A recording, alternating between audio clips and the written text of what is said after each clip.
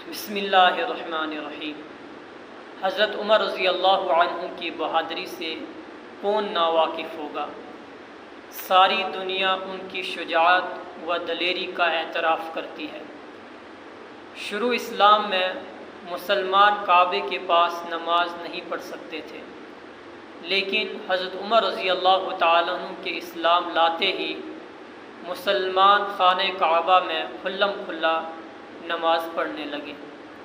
حضرت علی رضی اللہ عنہ فرماتے ہیں کہ میرے علم کے مطابق ہر ایک نے ہجرت چھپ کر کی، لیکن حضرت عمر رضی اللہ تعالی عنہ نے علی الاعلان ہجرت کی۔ جب انہوں نے ہجرت کا ارادہ فرمایا تو اپنی تلوار گلے میں لٹکائی اور اپنی کمان کندھے پر ڈالی اور بہت سارے تیر ہاتھ میں لے کر بیت اللہ کے پاس آئے اور اطمینان سے طواف کیا، اور پھر مقام ابراہیم کے پاس جا کر 2 رکعت نماز پڑھی۔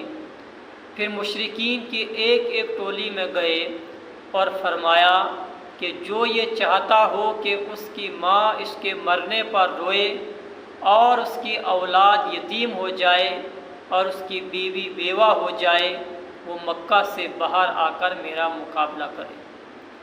اس کے بعد آپ رضی اللہ عنہ نے ہجرت فرمائی، مگر کوئی بھی آپ رضی اللہ عنہ کا پیچھا کرنے کی ہمت نہ کر سکا۔